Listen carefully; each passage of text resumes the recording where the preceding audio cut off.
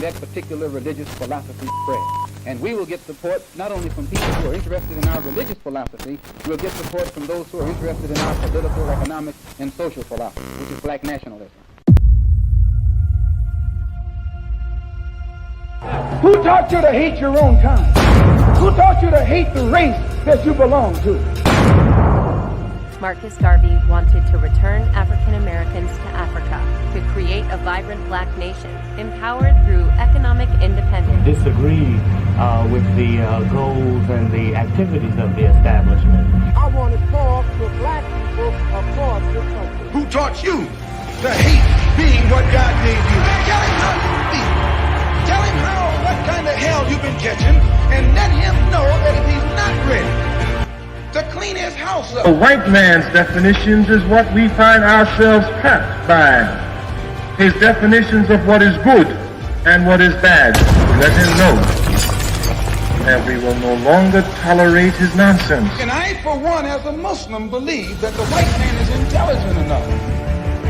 If he were made to realize how black people really feel and how fed up we are without that old compromise and sweep it off. People decide to move, I'll guarantee you it will be international. The Black Panther Party is an international party. We have a coalition with all struggling people of the world. And we feel that we must be internationalists because we're fighting an international enemy.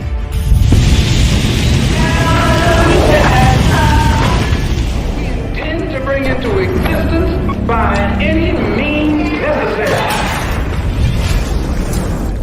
Political black nationalism, which means that the black man should control the politics of his own community and control the politicians who are in his own community. My personal economic philosophy is also black nationalism, which means that the black man should have a hand in controlling the economy of the so-called Negro community. He should be developing the type of knowledge that will enable him to own and operate the businesses and thereby be able to create employment for his own people, for his own kind.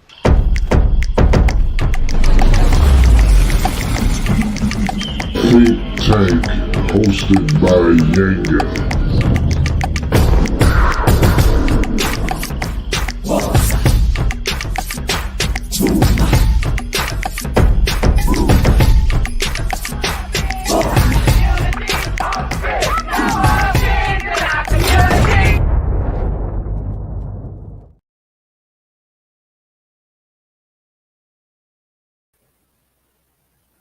What's good, man? Grand rising, blessed day, however you're greeting this wonderful opportunity to make a change in your community, a change in your life. Just sending out good vibration and energy, I believe personally, makes a change in the universe, even quite possibly in your destiny. What's up? What's happening? It's your brother Yanga. Listen, I'm excited for this show, because I've been, trying to catch my brother. Brother is a busy man, and I am talking about none other than my brother, co-founder of the Street Groomers, Bruh.Stone. And he'll be on in a few minutes. But while he's coming on, I'm going to take advantage of this time to give a little brief introduction, even a little history about how I ran across what I believe to be a dynamic individual, truly inspired by God, and it being manifested in his works. I don't want to overdo it, but these are just really the tip of the iceberg of some of the wonderful compliments I could really just lay on the brother. Anyway, we met through a mutual acquaintance, a dear brother of ours, known in Atlanta affectionately as Big A. Big A, in a lot of communities known by his Islamic name, Brother Harun. From God we come, to God we return. God saw fit to take the brother's wonderful soul back to itself. And so, now that brother is amongst our Egun, our ancestors, but his presence is never not felt. You understand what I'm saying? And one of the examples of that is through Bruh.Stone and the wonderful works of Street Groomers. What I didn't mention is Big A is the other co-founder of this dynamic, influential organization called Street Groomers that gets down here in Atlanta. Anyway, knowing Brother Big A, happenstance Big A, Brother Harun was my first chairman in Atlanta, Georgia, for the People's Black Panther Party for self-determination. So he was, rocking this thing for me, man. And then when Street Groomers began to take its really momentum and not just on the street be influential, but begin to have political voice and sway in the policies and legislation that they were trying to lay down on the brothers and the community, the Black community in Atlanta, that time and energy was, and I totally agree, better served and devoted to that cause. And such a right guy. That was truly God's guiding the brother, because I see what this family, I don't even want to call it organization, the family Street Groomers has become. Anyway, so we're working with the Street Tribes, Big A and I, boom, and working with the Street Tribes, ran across this dynamic Bruh.Stone. I'll let him give a little bit to his background, what he will, but he was working with the Street Tribes also. And when I say working with them, we was working, like these brothers that some would call in the trenches, And we had, at that time, man, it was a lot of young ladies, young children coming up missing. And I know one of the big things, there goes my brother. What's going on, brother? Grand Rising, bro. Grand Rising.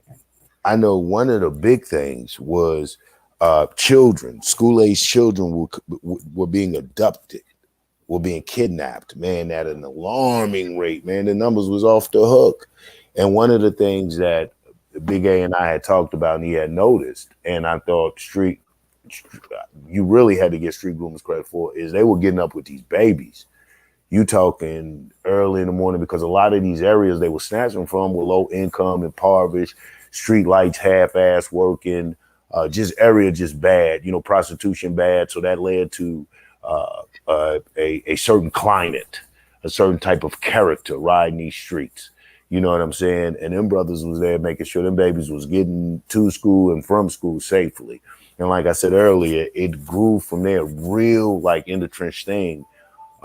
Their efforts and endeavors being recognized led to the political influence, the political sway, the participation in having a say in the policies and legislations that govern it. So given all of that background, this is where I met, this was the climate where I met this wonderful brother from, I forget how many years ago, probably like 10 something years ago. And the brother hasn't slowed down since. In fact, man, at a recent event that they hosted and put on, I'm gonna say we, but like I said, this is the co-founder Street Groomers hosted and put on, man, I really got to see the spirit of the ancestors and the Lord like move on this brother. I said, man, we've evolved, because those of us that are older into it, really, we're going to fight the physical fight. We're going to fight what's right here in our face as far as injustice. However, we know that it's inspired and motivated by something larger, and that's just malignant and evil spirits and energies. So we're listening for, the universe, God, the source of life, however you label this most high force, to guide our footsteps and our actions in our combating that. So, and it was a pleasure. I hope I'm not getting too deep for my listeners, but it was a pleasure to hear that how this brother had embraced it and brought it across. But without further ado, man, let me bring the brother in. Bruh.Stone, what's going on, man? Nothing much, man. I here messing around with my great nephew, trying to teach him how to drive his little electric car. But how's that coming? He learning, man. It's a process. Okay. He's just 2 years old, just turned 2. He looked like is that 4. it? Yeah, he looked like he 4. He just turned 2 though. Man, but he rolled like y'all must be raising him like he's 4. I had the opportunity to spend some couple minutes with a little time with him, man. He had this puzzle. And he's doing the puzzle pieces like, that's not it. But he knew it wasn't it. You know what I'm saying? He's like, that's not it. That's not it. And he'll put it in the hole. He said, this is it. This is it. I spent a lot of, not just myself. We all spent a lot of time with him, teaching him. By the time he was 13 months, we had him saying his full ABCs counting to 20. You can see it in him. You I'm can see trying it to in get him. him You saying too, man. Newspaper. Guys show him how to read because he's very, very intelligent. And it's when you speak on that, like our culture and what we need to teach our children, is something that I was surprised about him, because his mom took him to a doctor, and the doctor was like, I think he's a little, throwed because he don't speak. And of course he's not gonna speak to you if he don't know you. Right.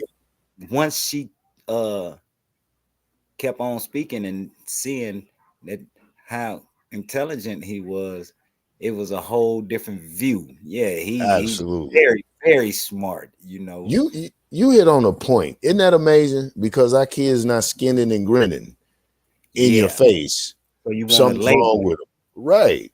Right. And it, first of all, it's natural. And secondly, I applaud. I see that because I offered him some chips, man. He was looking at me, man. He looked up at Auntie. Yeah. Was like, you know what I'm saying? Is it all good? You know what I'm saying? Pass that through Auntie. So yeah, man. That right there is what we teach him the hardest. Like I have company that come over and try to hand him money. Man, he let it fall on the ground and look at you like, I don't, you don't get one of us and tell us to put it in his bank for him. Exactly. He won't accept it. We teach him that hard. You know what? That's a good segue into some of the things I want to talk about, because we're talking about right there, the fact that they don't understand our culture and we're teaching them a natural culture astonishes them. Let's talk about an unnatural culture for us, man. You and I were having a conversation. It was brief because so many other things were going on about the unnatural culture of our politics.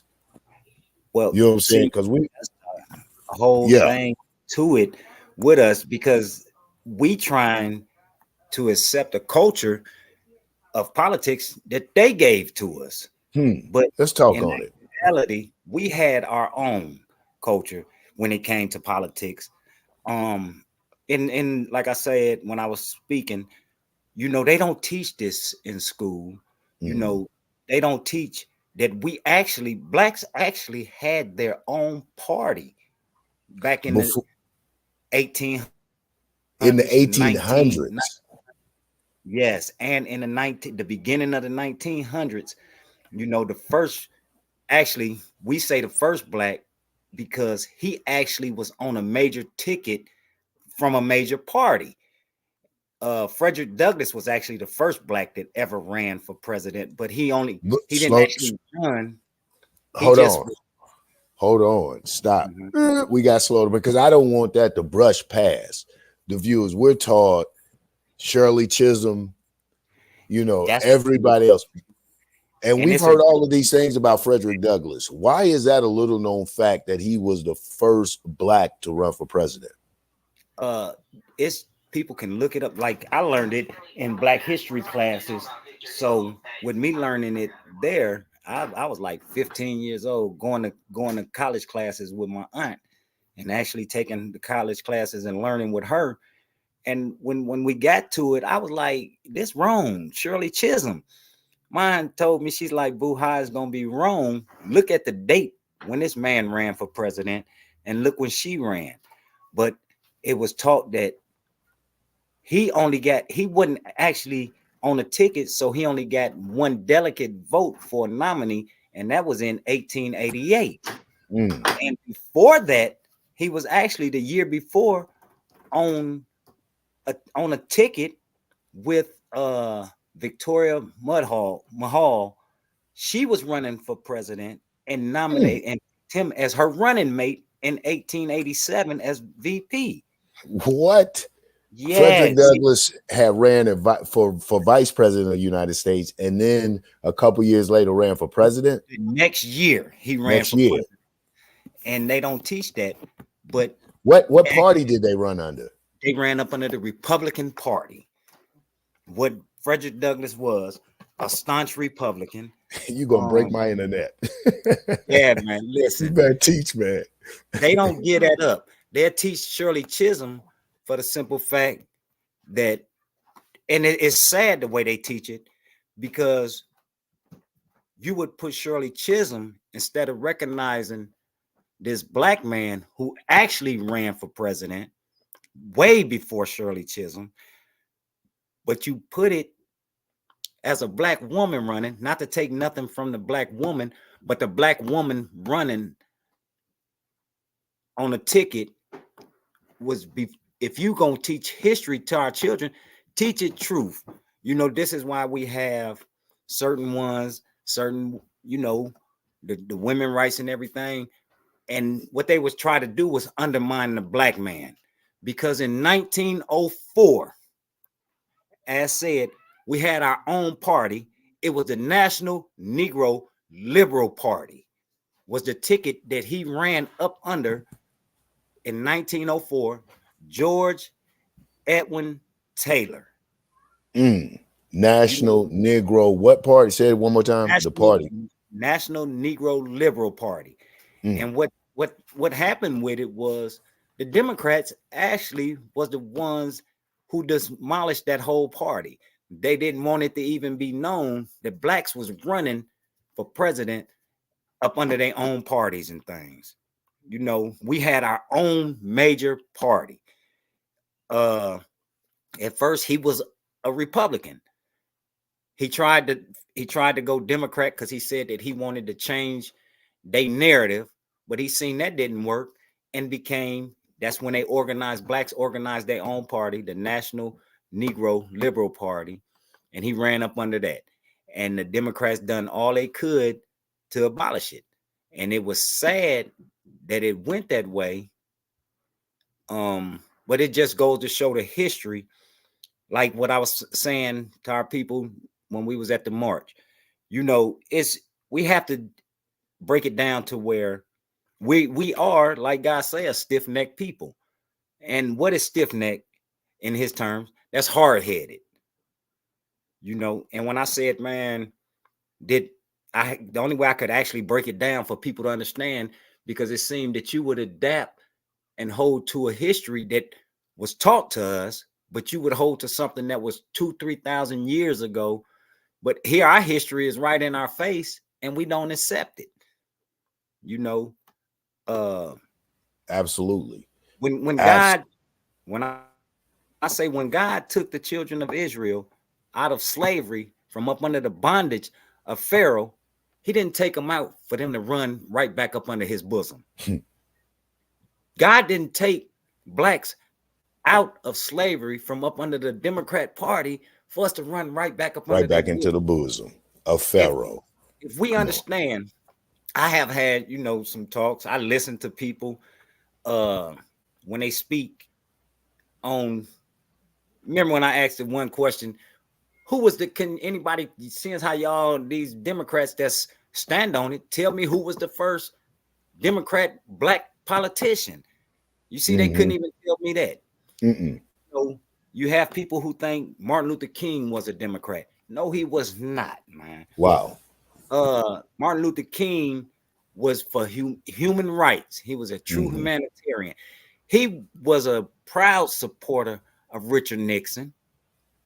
He voted for Kennedy, and it was for a reason that he voted for Kennedy, because when Martin Luther King Jr. got locked up here in Albany, Georgia, Coretta reached out to, at that time, Vice President Richard Nixon to ask him to go get him out because she feared for his life. Richard Nixon, straightforward, man. This is what they don't show, and you know, they'd say bad things, but if you look at it, he said the truth. He was like, I can't. He said, you know what? I don't want to get, because I want to touch in segments. I don't want you to take, like, you keep and I want to go slow. You know what I'm saying?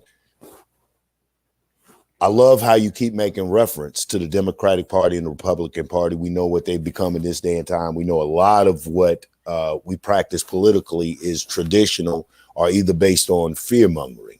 So, and then all of these outstanding, prominent black men, these participants in political advancement for black people, seem to be coming out of this Republican Party. Could you tell us the difference from, you know, how they were then, and then a little bit of why you think these black men were in it, and then some into the shift. And going into the shift, let's go into Nixon, because when we were talking about Nixon, you blew me away. The largest thing Nixon is known for is Watergate. That's the largest thing he's known for. And spying, you know what I'm saying? But the his support of civil rights and his participation in the civil rights movement and drafting some of the civil rights bill was incredible in talking to you. So let's go into a little bit of this Republican thing and then what they actually show. And that's where I was kind of leading, because I'm sorry, brother. The Republican Party has always supported blacks. We got to look from the beginning of the Civil War. They was the ones who wanted to fight for our freedom and then brought us in and gave us rights to come fight for our freedom along with them. You have, now don't get me wrong, because you do have, and I hate to say it, on both sides of the aisle, shoe shuffling Negroes that just glad to be accepted anywhere. Yeah, but I do see some that is trying and have made certain statements to me where certain laws that they wish that they could get passed and things of that nature. But you know, when they get into it, don't forget, it got to go back to Congress, to Senate. And if the Democrat Party has that authority, they're going to shoot it down. You know, if you take, like you were saying about Richard Nixon, if you look up, if they Google it right now, and one of your listeners, Google what president done the most for the civil rights movement. It's going to plainly show you a picture of Lyndon B. Johnson and speak on how he done the 64 Voters' Right Act, right? Right. That's far from true. In 1957, Dwight Eisenhower, a Republican president, charged his VP, Richard Nixon, along with the help of Martin Luther King Jr., to pass the Second Civil Rights Act. They was fought. Richard Nixon was the vice president. He the one that had the charge to stand in front of the Senate to get this bill passed. The people that fought against him were Richard B. Russell. Richard B. Russell, the federal building downtown, Richard B. Russell.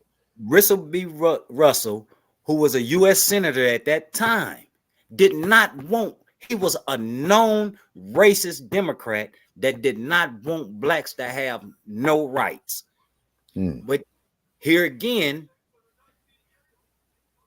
they got a building named after him, the Richard B. Russell building, and it just so happens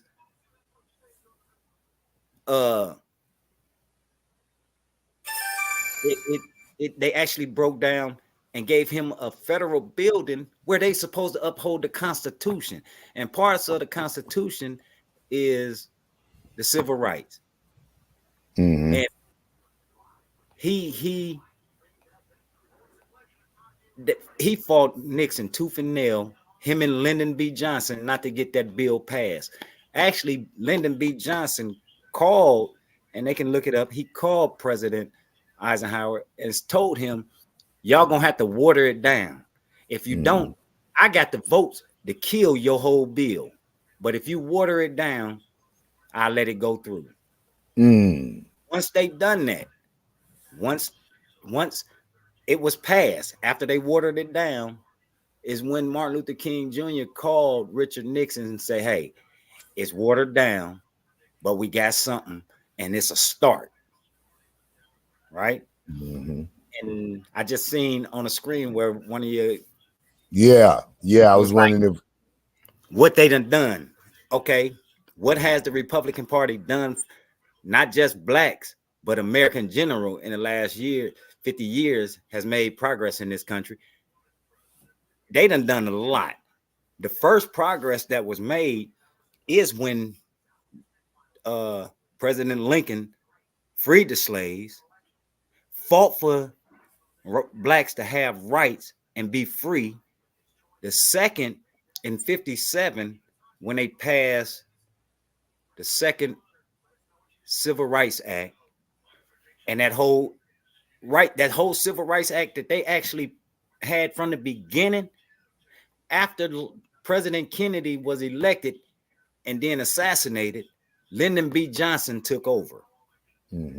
Once Lyndon B. Johnson took over as president, but he had to get nominated again to serve because he was just filling out that term because JFK was assassinated. Right. Look what Lyndon B. Johnson done. He used Martin Luther King Jr. He used the blacks to get the votes. He pushed that Civil Rights Voters' Right Act for blacks to be able to vote. And at the same time of pushing it, once he got into office, up under his same administration, let's keep that in mind. Under his same administration, where they got the phone calls with him and J. Edgar Hoover speaking on the COINTELPRO and everything. Now, if you were so for Martin Luther King Jr. and them, why did most of our civil rights leaders and great leaders at that time come up assassinated up under the Democrat regime? Now, since the 70s, you got to look at, since how you asking that, since the 70s, time Richard Nixon became president. Once he won, he was the first president at that time to invoke executive power. And once he invoked executive power in 1970 and started it in 71, Brown versus Board of Education was passed in 1964. Still here in the South, they did not allow integration.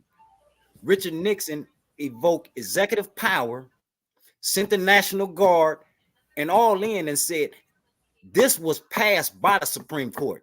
Not only am I going to push it, I'm going to send my National Guard. If need be, I will send my military, but we're going to integrate these schools and uphold this law. And on top of that, Richard Nixon passed he passed 2 civil rights acts in 57 and 70.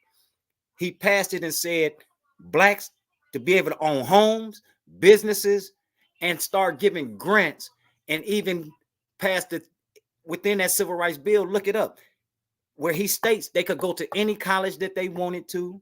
He opened it up for blacks. So in the last 70 years, yes, 50 years, Republicans is the ones that actually opened it up for blacks to be able to go in, have their own homes, own businesses. Before then, Democrats were saying you had no right to own a home. Democrats said you had no right to go to their schools. Democrats were saying, you say Richard Nixon was one of the, how did he target blacks on the war on drugs? Look that up. Richard Nixon hated drugs, period. One of his nieces overdosed on drugs. He wanted nothing to do with drugs. When they speak of him resigning, that was against Watergate. Watergate had nothing to do with blacks. He was talking about stealing money and taking money from the government. That had nothing to do with blacks. Now you take after him every president that came that was a Democrat. Each one of them, up under them, done war against drugs on blacks. Literally. They literally done it. And at the same time, they even turned around and passed laws to where majority of the blacks that are incarcerated right now are incarcerated because of laws that the Democrat Party has passed. Take Joe Biden right now. That man is responsible for majority of the black men that's in federal prison. He himself admitted to it and said he feel bad because he targeted a certain community, blacks, and committed genocide against them. But don't nobody hold him to that. Don't nobody hold Kamala Harris. Wow. When she was actually the attorney, a prosecutor first. Let's go there in San Francisco. How many black men did she prosecute up under her as the prosecutor? And then attorney general, she made bills and everything that locked up even more blacks.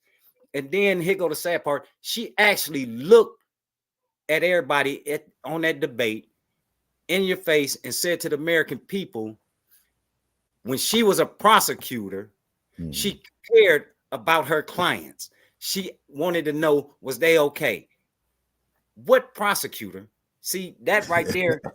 And had she said I was a lawyer, I cared about my client. Right. No, you was a prosecutor. What Right. clients of yours did you care about?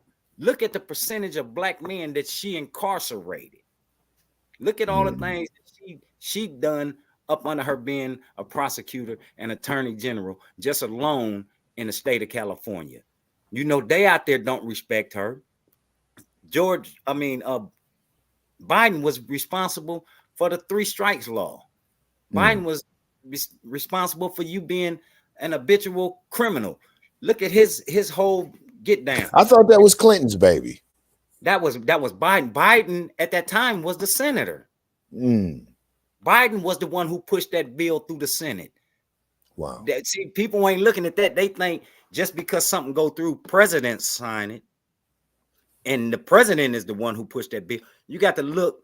It came through Senate, and black unemployment and job creation is at its best currently under Biden. No, it's not. Go back and look at that. No, it is not. Black employment and unemployment is at its worst up under the Biden administration. When Biden administration took over, right now to this day, we have 653,000 homeless. Of that percentage, 60% are black with no jobs and all. In 2020, we had 153,000 homeless in America, according to their census. Once they took over from 20 to 21, it went up 12%. Now it's at an all-time high of 653,000 over the last 4 years. Now do the math on that. They took over in 2020. We had 153,000. Now we got 673,000 homeless people now. Man, that's what, 500,000 more homeless under their administration. Wow. At that same time, when they speak of Kamala Harris fighting the banks for homeowners, man, right now, this is why so many people are homeless, because they allow the corporation to do this thing, even up under Biden's administration. The banks are the biggest. The banks are the biggest stakeholders in homes right now. When the market crashed in 2008, majority of the banks took over control of housing and being able to. They took your leases. They was taken. Oh, yeah. And right now, up under their administration, they still won't straighten it. You see what I'm saying? Up under Donald Trump, his mishandling of COVID. No, you talking about he created a mess for Trump. He was the one that was going in, even up under COVID, up under them circumstances, trying to give money to Americans to help, not just blacks, all America. Who ended that? The Democrat Party. Like, no, we giving too much. We giving too much money to them. We doing this. We doing that. No, we shouldn't be doing this. You know, it's a crisis that we gonna get over. Up under that time it came out, even during COVID, Trump had done dropped gas prices. He was dropping food prices and all. What they didn't like was the fact that he was throwing tariffs on them other countries. But let's look at the tariffs that he was throwing on them, like China and everything. Who is our biggest deficit to? China. Okay, if we owe you, but we're allowing you to manufacture your stuff over there for cheap and come over here and double the prices to our people, we finna cut this deficit. And until you start knocking it down on these terms, here go these tariffs on you. I'm not going to allow you to do trade in the United States. You know, we got to look up under all of their administrations. People look at current. Let's go back to where it first started. when they up under Jimmy Carter and all of them, when they closed down Ford Motors and GM Motors in Detroit, which was their biggest gross amongst blacks, and moved them overseas. They allowed them to take them companies overseas and give jobs to them to make cars at a cheaper price, and then you come over here and sell it at a high price. Trump said he was looking to bring all of them companies back, because if you make an American-made car, it got to be made in America, where you giving Americans the job opportunity and the employment to make these cars, not no Chinese. That hurt our economy right there. Look at Detroit at that time when they had General Motors and Ford Motors. That was one of the biggest milestones for blacks. Yeah. Now you go there right now, it's complete poverty. Almost all the Midwest. Yeah. Cleveland, all them industrialized cities. Yeah, industrial cities. It's sad because the Democrat Party, starting from Jimmy Carter, is the ones that started allowing them to take their companies over there. You see what I'm saying? Mm-hmm. And allowing the Chinese to bring their companies and cars and everything over here. The Democrat Party is the one who started switching that from the beginning. I mean, I tell a lot of people that, listen, no, he rode his own coattail. That man had his own plan and economic plan for America. They didn't want it to go forward. The only thing that he was saying was about Obamacare.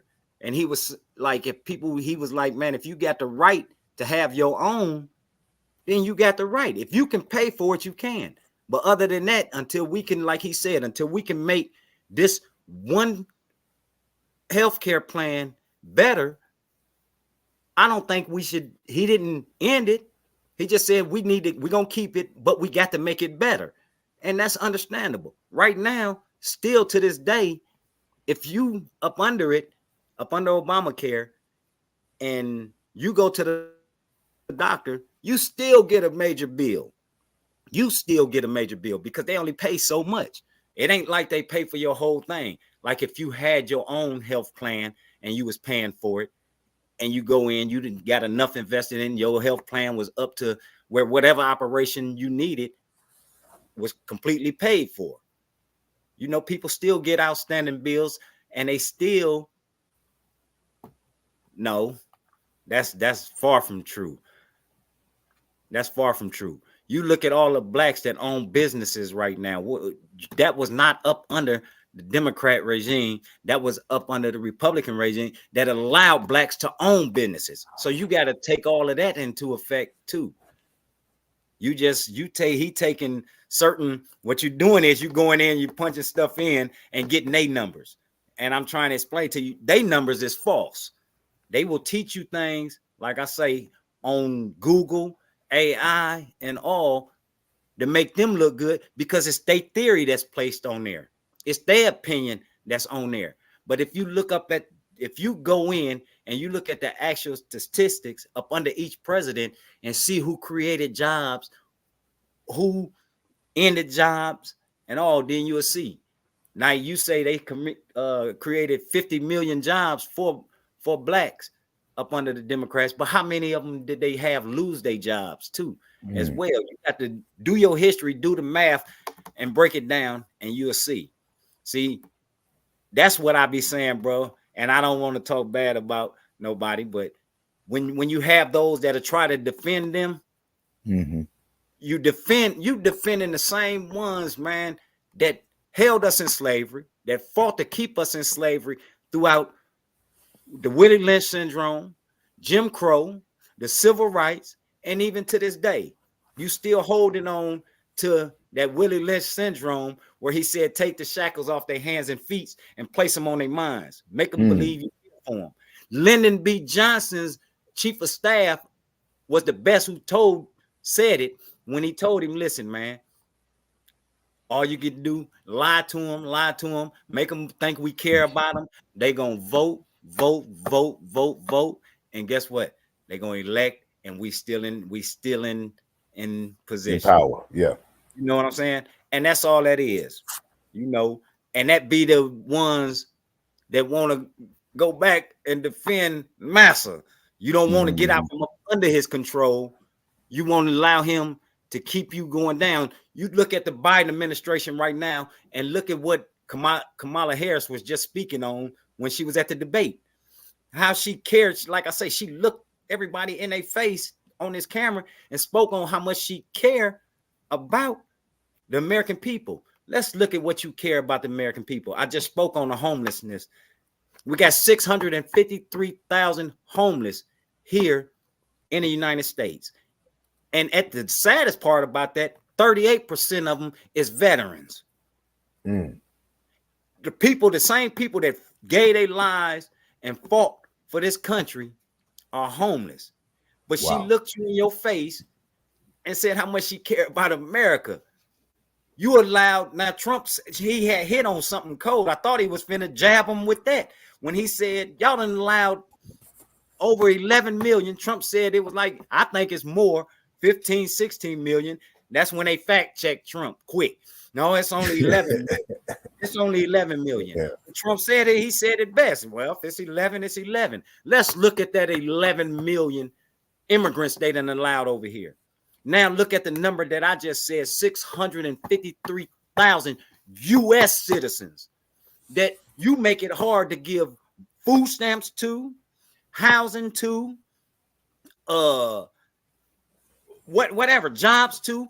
Now you look at we see the story. I see the stories on the news. I see the stories on YouTube, TikTok, and all of that, where you got somebody complaining, saying they stood in line behind an immigrant that had $13,000 in food stamps, thousands of dollars of cash on a card. They give these people money, but you can't give your own homeless money over here. You can't house. You look at what they doing in New York and other places. They taking old hotels and stuff, putting them people in hotels. You're not allowing them on the streets, but you allowing your people on the streets. And then here it is, 11 million. You give, how many of them getting out of 11 million, getting $13,000 a family that you could easily give that 653,000 of your own citizens something. The same people that's families, blood, sweat, and tears died and built this country. But you will give it to those that's not even from our country. She looked American people in their face and lied straight up, man. You know, but people, again, that syndrome kick in where you overlook all of that. You want to vote for her because she's a black woman. Who says? Now let's look at it. We got other blacks that's on that ticket as well. They own tickets, they running. We won't even look at them. We got Dr. Cornel West. His running mate is a Muslim woman, a black Muslim woman. Abdullah. And y'all won't even look at them. You won't look at the real blacks. You won't look at the ones that's really willing to do something for us. Let's listen to her words. Make it perfectly clear. She will not do nothing particular for blacks, but you've done something particular for Asians. You signed an Asian hate bill. Since slavery, not once have blacks had a hate bill. And majority of the bills that have been passed for hate bills and crimes and stuff like that was passed by the Democrat Party. Let's look at that, man. Let's take her own word and see what she say and go from there. Let's look at the fact that, hold on one second. Let's look at the fact they took and passed the gay rights bill. Like I said to everybody then, don't tell me you believe in God and you stand on God's word and you support them, because God deemed that an abomination.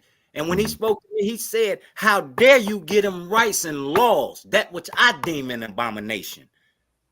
Their whole nature is to take us and clearly go against all the word of God and move us like they did in the Roman days. Use that as propaganda. Turn the other cheek.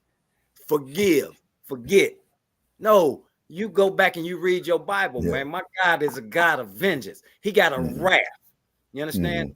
And when he sent the children of Israel against those that was unright and wicked, he didn't tell them to spare none. They didn't spare none. And what the Democrats push this dumb ideology of blacks being woke when they know you not. They know you sleepwalking unconscious. Because if you was woke, ain't no way you would be standing next to them. Like I said, look at our leaders that they assassinated. Man, let's go off into this. Look at all the blacks that's been Democrats since the assassination of Martin Luther King Jr. Which one of them has done something for us? Now, we have a lot of them. You take John Lewis and all of them. Let's go into them. Let's start talking about them. See, it's things that they don't want you to know, or when you do know, well, we don't want to destroy the black man's legacy. Black man didn't have no legacy to me. Not for real. When you speak to somebody who was in his era, who know history, and listen to what they'll tell you about John Lewis. You see what I'm saying? You know, it'd be saddening to you, but you want to follow after them. And man, all of them became Democrats in fear of their lives after the assassination of Martin Luther King Jr. They jumped on Master's side. That's what they done. Even knowing that they assassinated him. But look at them. Look at them. None of them done nothing. They didn't help pass no laws for nobody black. Not one. Now, do we have some Democrats right now that stand up? Yeah, I know some that stand up real hard that push for blacks. Right now, my sister Khadijah Abdul Rahman, who is the vice commissioner. Yes. My sister Misha Maynard, who is our state rep. Look at the ones that actually care and actually do something. Listen to them. One of the main ones. I thought Sister Misha became a Republican. Well, she became Republican because of the Democrat Party was trying to stop her from doing the things. Right, I heard that. Say what she was trying to do for black people. The most opposition she was coming against was her own party. They didn't like it. You take my brother, man, another one of my good brothers, man, a Democrat, Mark Baker. He ran in the same seat that David Scott ran for. That when David Scott won the U.S. Congress seat, right? They knew Mark was the man for it. They didn't want to give it to him because he too black. You see what I'm saying? He supported laws for blacks. They didn't like it when he passed the marijuana bill law over in South Fulton. They didn't like that. They didn't like the things that Mark was doing. They didn't like it, Mark, at his events. One, he gave a proclamation to the Hoover family, knowing that Larry Hoover is a political prisoner. Let's start talking about that, man. You know, you have blacks that do things, but look at the ones that don't. Like I speak even against the ones that's Republicans. There's some that I would say, man, shoe shuffling Negroes, you know, they should never be nowhere in our society. Yes, I am. Yeah, I am pro-Trump. Since how you want to ask me that, yes, I am pro-Trump. And yes, I am anti-John Lewis. Like I say, and see, you're going to have a lot that get mad at me when I say this, but they want to know the truth. Go say it, Stone. They say John Lewis was molesting little black boys. Now, you speak to somebody who was back in the days of those civil rights who knew John Lewis for real. That's why I say, what kind of legacy can that Negro have when you supposed to have been standing for civil rights, but you was raping our kids? You was molesting little black boys. Yes, I'm anti-John Lewis. And if anybody that's black is not anti, and the ones who actually know the truth won't speak it, they just like I say, them monkeys. See no evil, speak no evil, hear no evil. You see what I'm saying? That's what they are. That's what they would be. The monkeys, bro. You know, our people, we just have to, man, we got a history in our face. I hear some be like, oh, slavery was hundreds of years ago. Man, let's go back to it. Slavery really wasn't that long ago. Right now, come on, look at all our black people. Right now, that was 200 years ago. 200 little change over. I'm 55. You see what I'm saying? So that meant my great-great-grandmother. I know my great-grandmother. I didn't know my great-great-grandmother. But you got to look at my mother, who knew her great-grandmama, who was a slave. You know what I'm saying? It's not that long ago, and it's still happening. Let's come up in the 60s and 70s when they were still lynching and hanging black men, the Democratic Party. Let's look at that. So it's really not that long ago, and people thinking it could switch up and change all of a sudden. No, it's still getting worse. Look how they killing our young black men, these police officers, these white police officers. Look at what happened to Trayvon Martin. Yeah. You see what I'm saying? Them whites jumped in the back of a pickup truck like they did back in the days when they was lynching and hanging blacks. You see what I'm saying? Boy, y'all want to talk about his sexual assault case. Oh, that was before that man was president. She was a porn star. They was doing whatever that grown ass man. That was a grown ass man. What it was, they needed something to bring at him politically, so that's what they done. Now you saying that? Look how Fannie Willis flung in your face. She lied to you and told you she wasn't messing with Nathan Wade. Look at him. And Fannie Willis is the district attorney.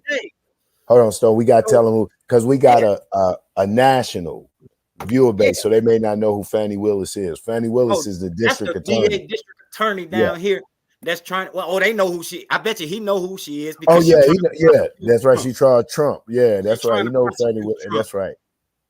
Now here go another thing for you. Let's speak on the fact that she this the main fact. You want to talk about his sexual assault case? Eugene Carroll is a lady that this said come out and say, oh, he raped me. Look how many blacks they done that to, and then some of them still innocent. But because he's Trump and the president, of course they're gonna make it look like that. President Clinton got head in the Oval Office. Tell me how disrespectful that is. Yeah, let's speak on that. Come on. And American people knew that. You see what I'm saying? And all of these presidents and stuff that you're trying to back, you look at the history. That Donald Trump's family is the only family that never owned slaves. He never owned a black slave.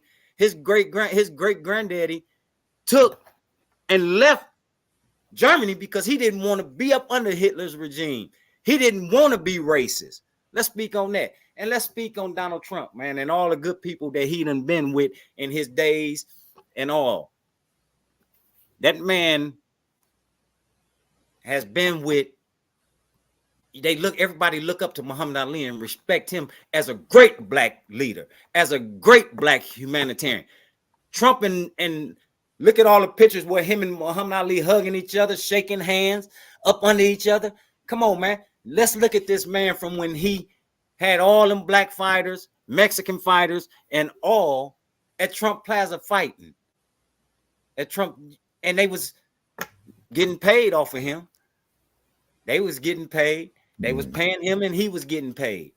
This man has done so much with so many blacks, man. It's unbelievable. Like they say, I remember he had a ghetto pass, but now it got revoked all of a sudden. You know what I'm saying? It didn't get revoked the same way. I remember when he had a ghetto pass. Yeah, man. He had a ghetto. He was everywhere, hanging with Russell, Run DMC them. He was all at Russell's parties and everything. And let's go back to the let's go back. You talking about in the 70s, 70s and 80s, what he was doing, they still do it right now to this day. Yeah. Under the Democrat regime. refuse. They ain't supposed to be discriminating against blacks, but they use any reason that they can. Your employment, you got to have 3 times the rent. Come on, man.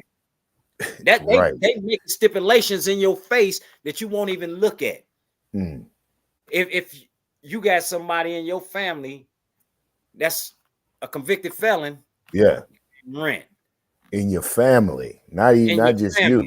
You, in your family. Yeah, let's go into that. That's would be staying in that house. They got all type of ways to switch things up to make it look like they care for you, but they really don't. Let's look at what they doing right now to this day. You know, you talking about Trump, and you still want to. Why is it okay when Trump does it? It's what's okay that Trump do it. I don't understand that question right there.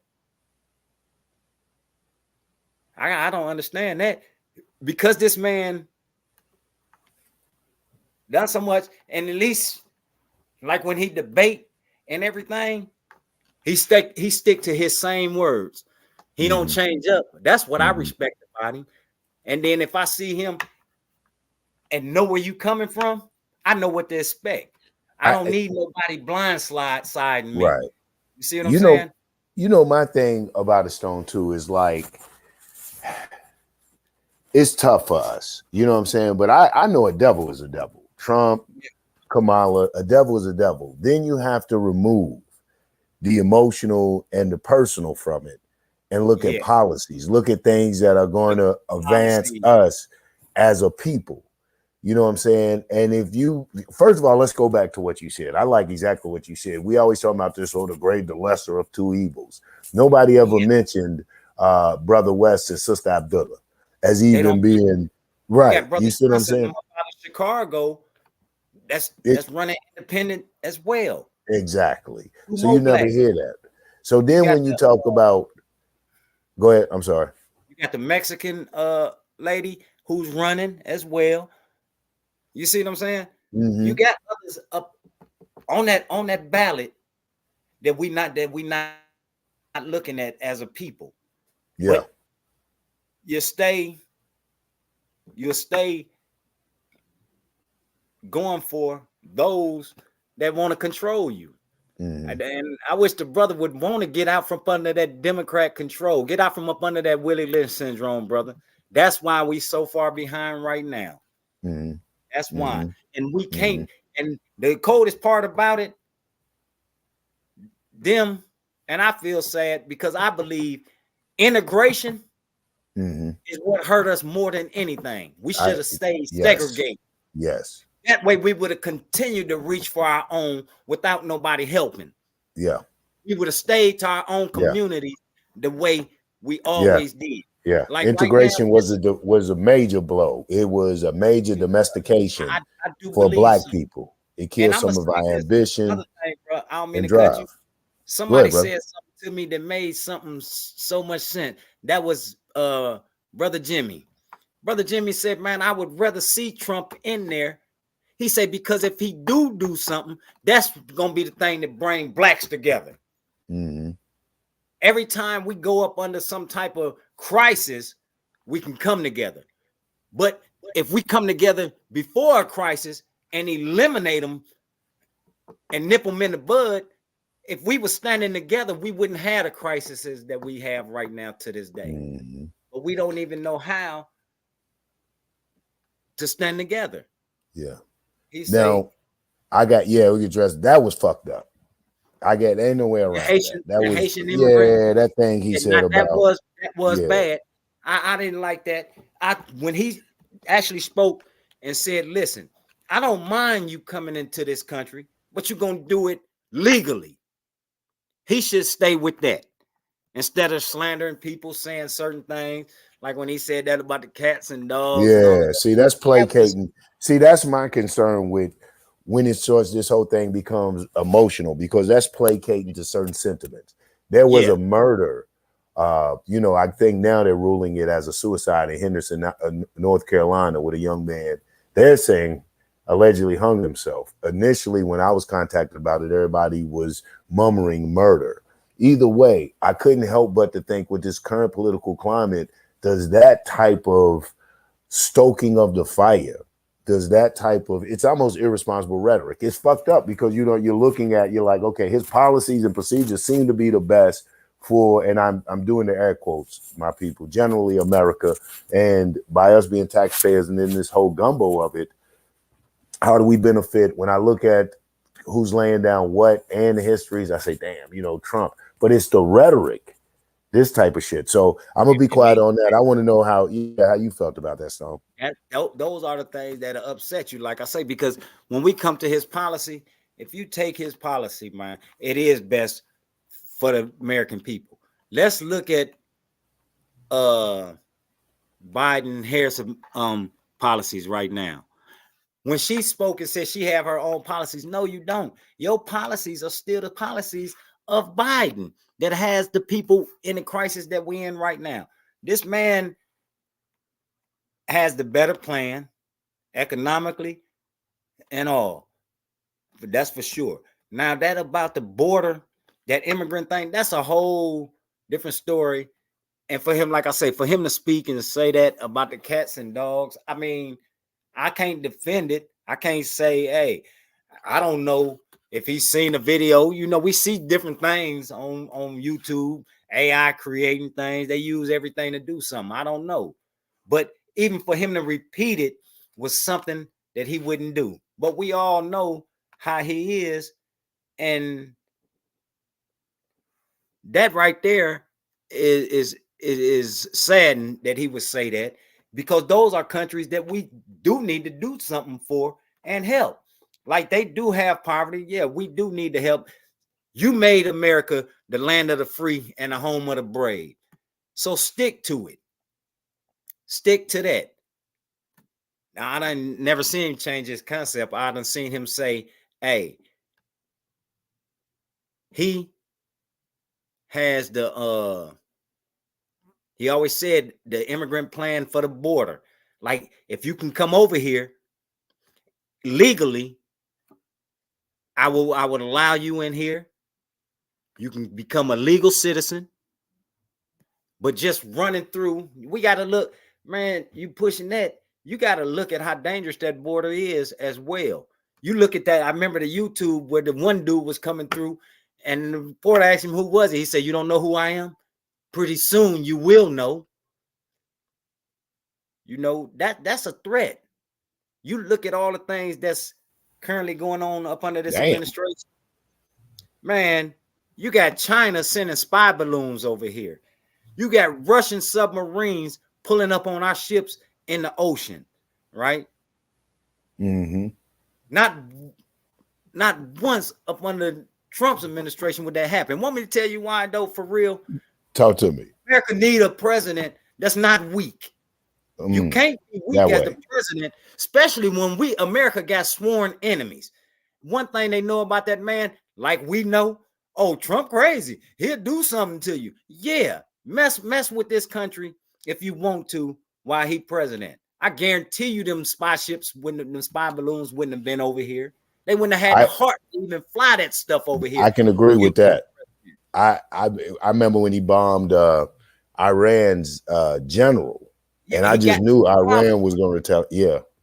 They he sent a message because they knew at the end of the day it would be a bigger deal if they tried anything.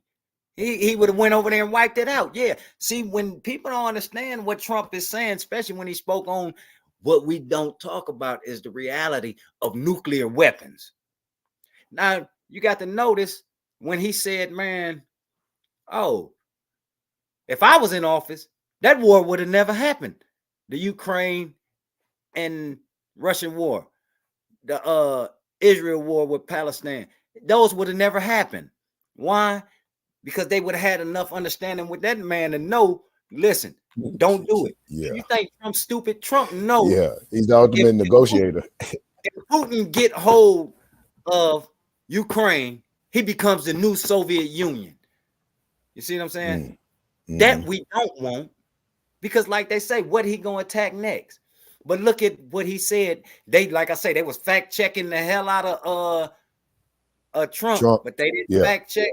They did not fact check Kamala not one time. Oh, even told Trump, oh, well, you say that she met with Putin. I mean, with Vladimir Zelensky. Oh, no, she didn't. It says she didn't. Turn around. Kamala said herself, oh, I've met with him several times. I think she said 5 times, if I'm not mistaken. She said how many times she met with him. So, but you fact check Trump and says he was wrong. She never met with him. Yes, she did. She met with him. You say Putin do whatever the hell he wants. No. Listen, we didn't have no spy ships coming over here.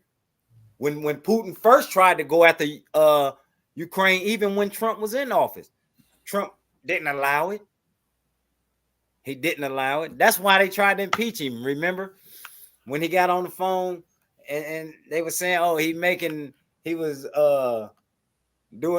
the little deals with Russia, and everything, and even Ukraine. But it wasn't true because Russia didn't go after Ukraine then.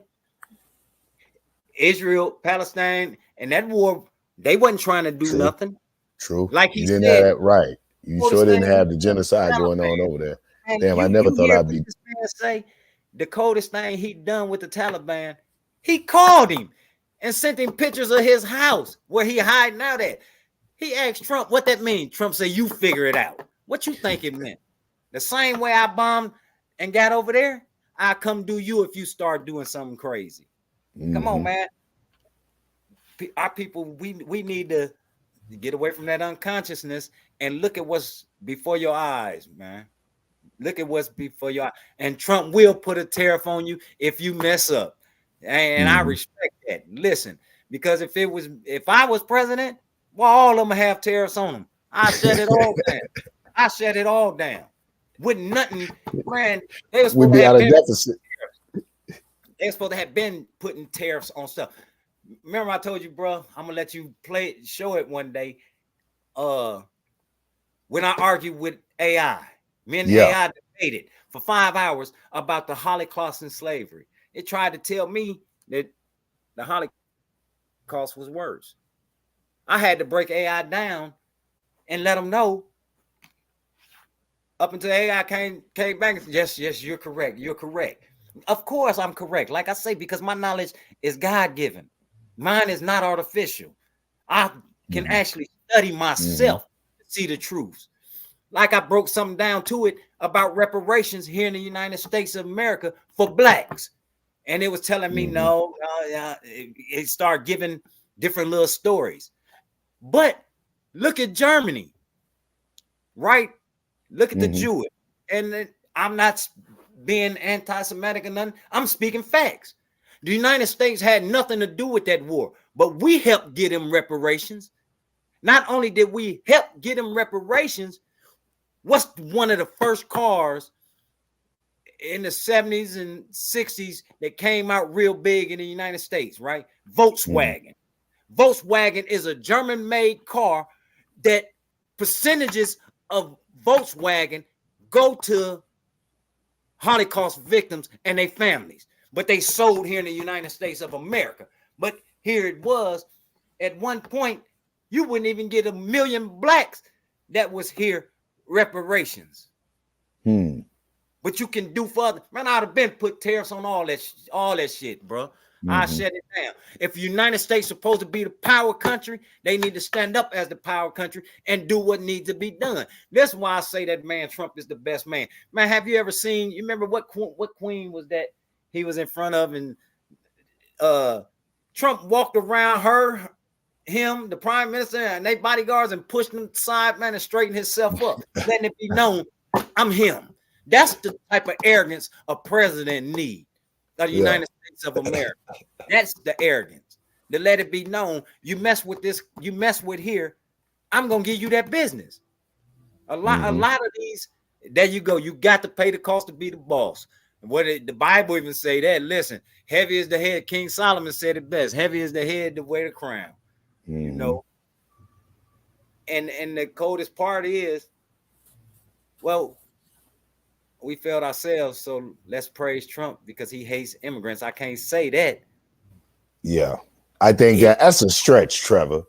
Yeah, That's a stretch. I don't believe. Anytime we start caring about ourselves, it isn't about hating anyone else, and especially black immigrants, and I use that loosely. It's definitely not that. We immigrants really to this country. Exactly. It's like with me. Let me jump in here real quick. With me, it's like, yeah, I hate the sensational shit Trump is saying, reinforcing the stereotypes and stuff about our immigrants. However, there are some things that come with illegal immigration that can't be ignored.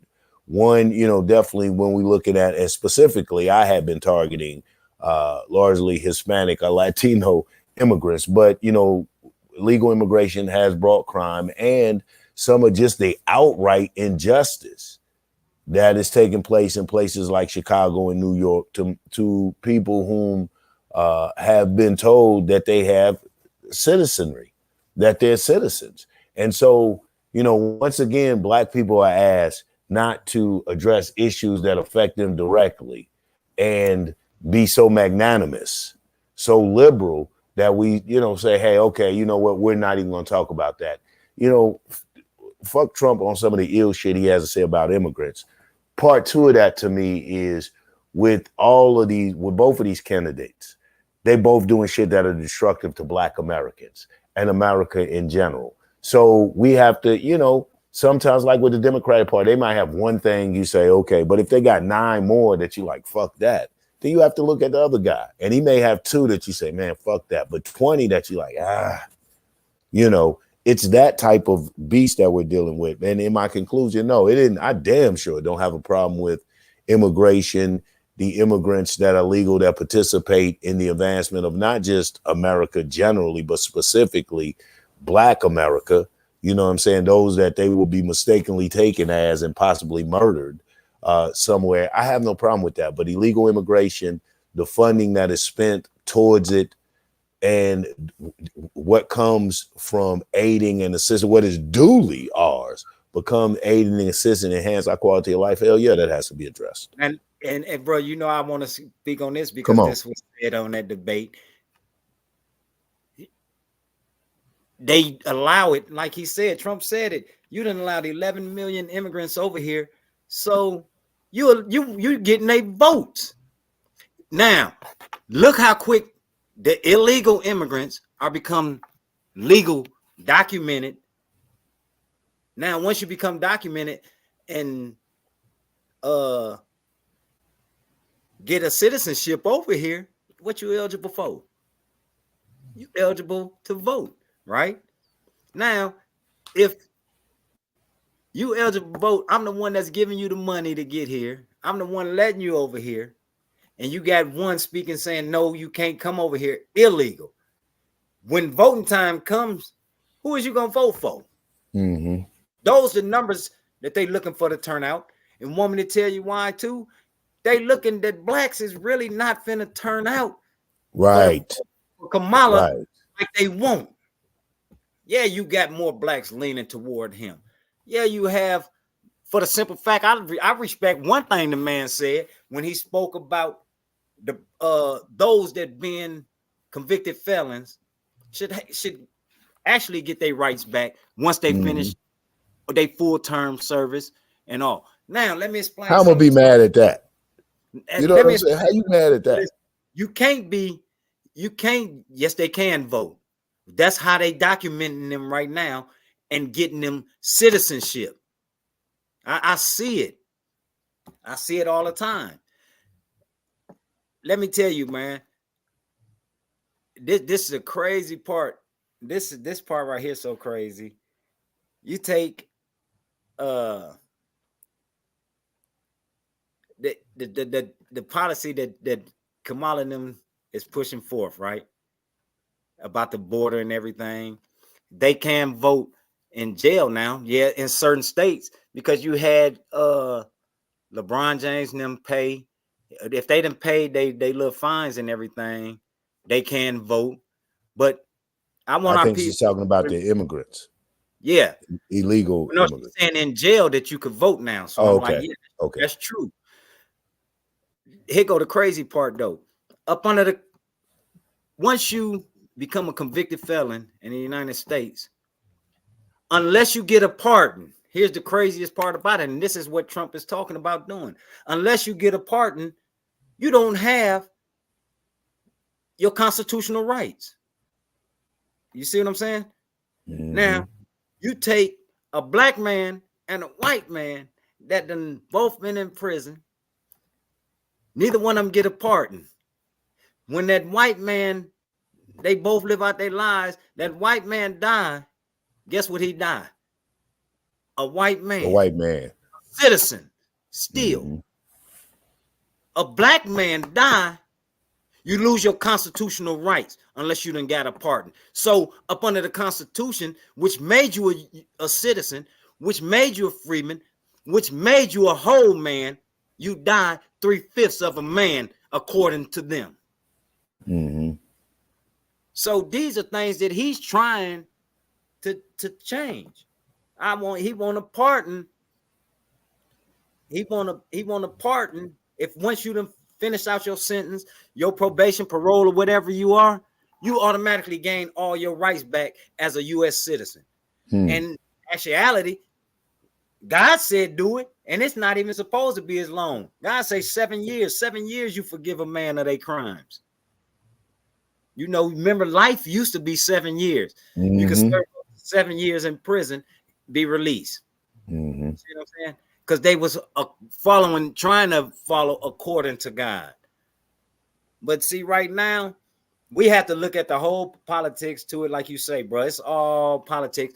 But you got to take America, and you got to, I say one thing, that main thing, take God out of your pledge. When you say one nation under God, take him out your pledge, because no, we're not. Because we're not following God's laws. We're not abiding by what God say. Because if they was, things wouldn't be the way they are right now. And until we can make them put God back into the schools. The main thing is all these false prophets of Baal need to quit speaking to the people. But they gonna learn, because they close at hand, bro. It's all about the political part of it, even to them. You see, I seen politicians and so forth get on with preachers and all of this, congregations. Hold up, y'all 501c3s. They need to snatch y'all shit, because you ain't even supposed to be supporting nobody or endorsing nobody writtenly or openly as a 501c3, but they do it all day long. See, they change their own little policies and let shit go what they want to let go. Mm-hmm. See, this is what the people need to actually start focusing on and start seeing, man.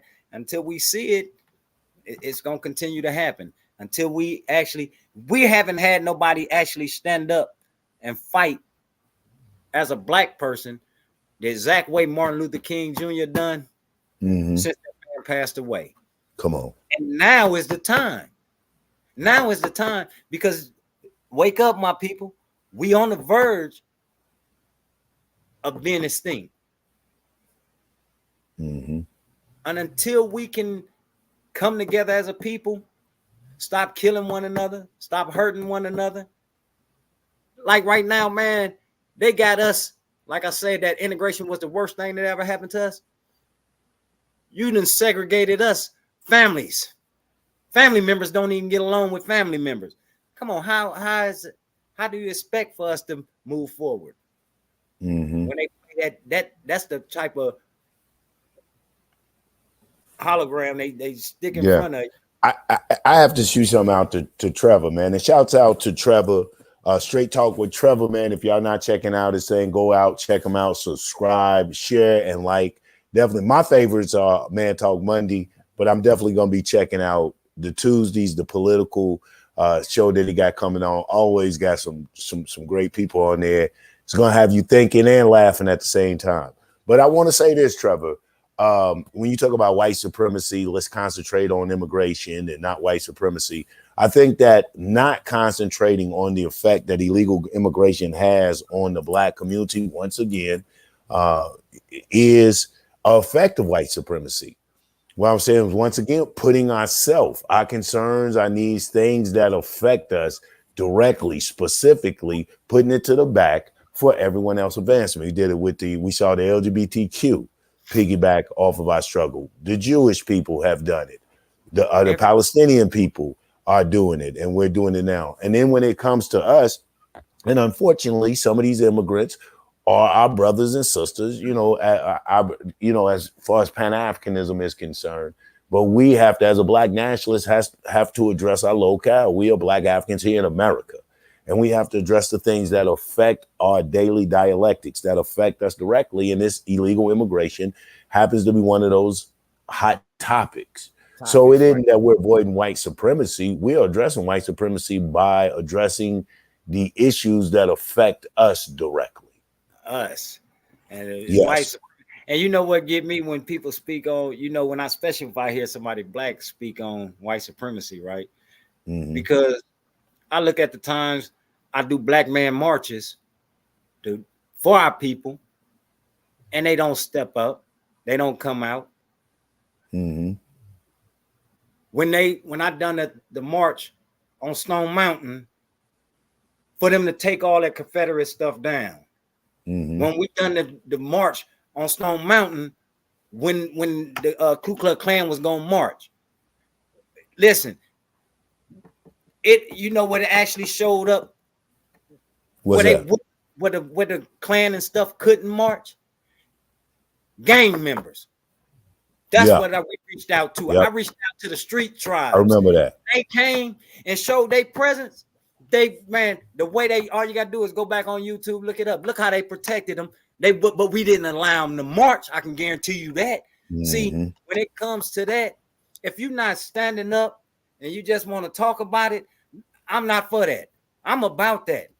I'm the ones that's really about standing up and putting an end to that. That was the ones I'm talking about. See, I done it against them in prison and all. I done went against some of the best known white supremacies in their times. Dallas Scott, Silverstein.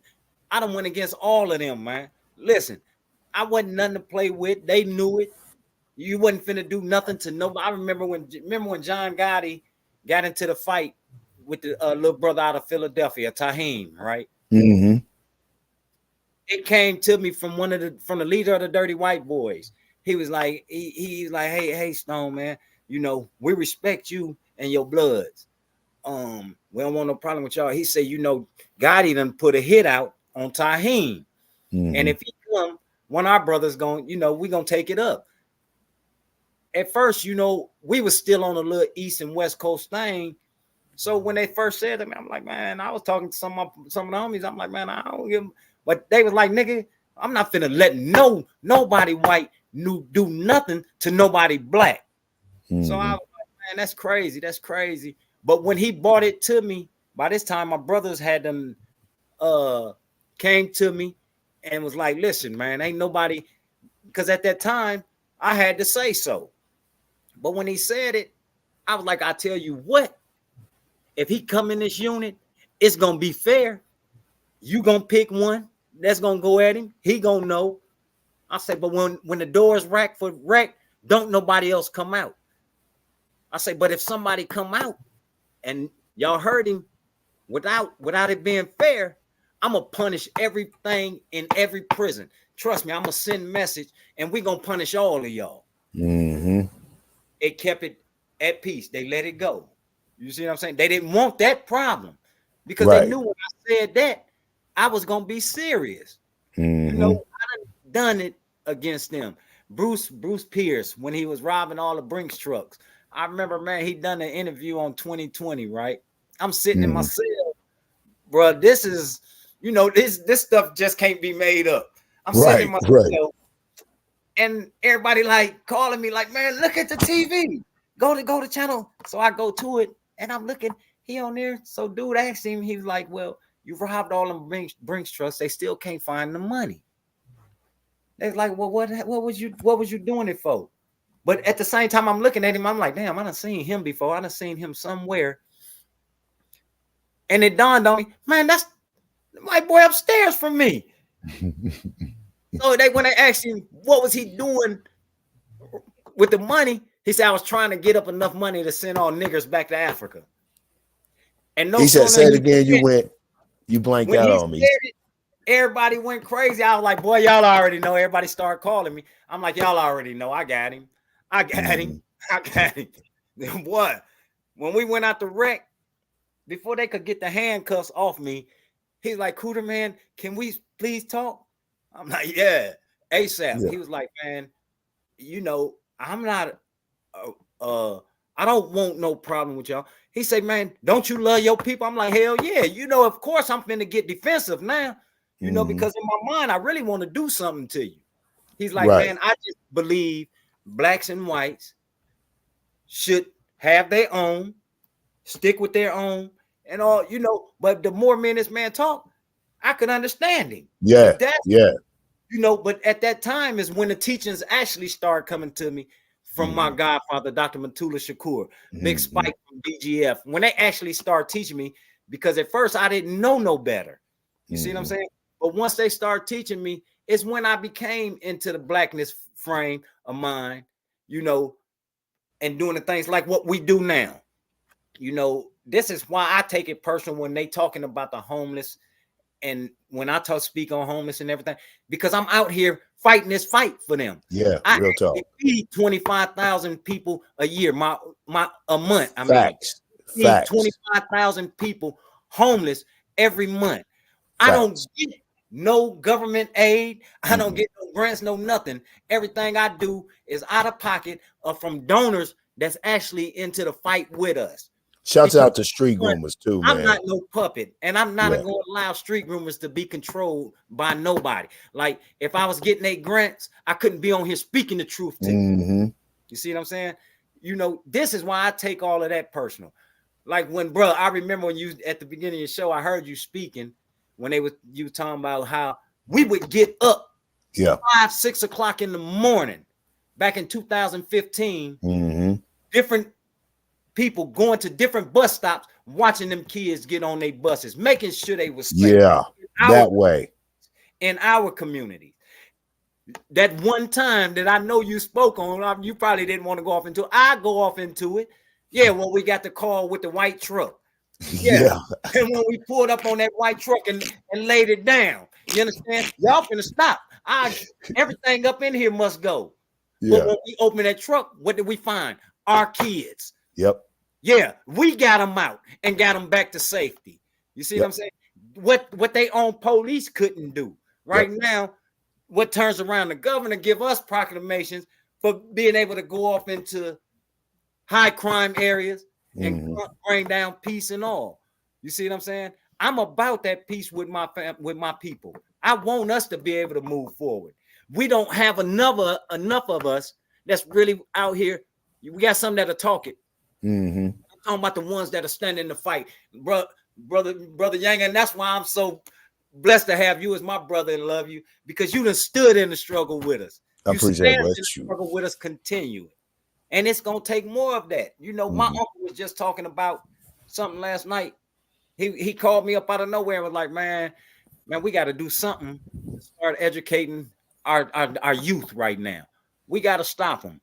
I'm going into juveniles right now, speaking to the kids, getting them correct, talking to them. I got little black kids in there, man, our own, that don't even know who God is. So when I start talking to them, and then, hey, they all know me. Before you eat, boy, somebody got to pray us in. Okay. You see what I'm saying? I had some tell me, man, I don't know how to pray. Yes, you do. You talk to God the same way you talking to me. Whatever you want to say, you say it to him. You see what I'm saying? He gonna hear you. And they start, you know, it's about teaching ours. It's about looking out for ours. You know, man, we need more to do it. I need, especially right here in Georgia, in this South, man, where the Confederate was hard. Like I said from the beginning, Richard B. Russell building, where they prosecute and hang Negroes, blacks just like us, every day in that building, and still got it named after a known racist. You see what I'm saying? Right there on Stone Mountain, we still want that mural of General Lee and them gone. That's right. You know, when we call out for our blacks to come up there, when we protested and walk that walk and go up there and stand on it, I can barely get enough of this to come out and support me. I probably had more white people at the last march that we had against Stone Mountain about that than I had our own people. Now tell me how did that make sense? Right. That way. And that's sad. Exactly. Look, Stone, we coming up on the 1 o'clock mark. Okay, well, bro. I got to go ahead and jump. So on I'm gonna get grill. you. Yeah. So I'm gonna get you back on. So I'm glad that it stopped midway, because that's just all the more reason and incentive for you to come back, and then we can finish having these conversations, bro. Yes, sir, bro. Real talk. I appreciate you taking out the time too, man. My brother Stone. I mean, like he said, man, I just to see where they have gone to, like Street Groomers really started out as an advocate for the people. It has remained an advocacy platform for the people, but just elevated its tentacles. I mean, now it's, shouts out to Pink, you know what I'm saying, who is out there also getting work, not mentioning council meetings, commission meetings, pushing our politicians and elected officials to really be representatives of us. Stone out there doing the thing, man. The countless, but man, if I forget some of y'all brothers and Street Groomers by name, Boatman and Lenny, and then I go on and on. I really talk to my brother Haroon, man, and his memory and his legacy that we pushing and we moving forward. But y'all got to jump on this grill. But indeed, man, I appreciate you coming through, man. Have to leave everybody in the greetings of peace in our true Hebrew language. Shalom. Shalom. Shalom. All right, man. Listen, I appreciate everybody hanging out with me. You know how it go. Catch me on the next time. Until then, it's your. I'll catch y'all on the flip. Peace.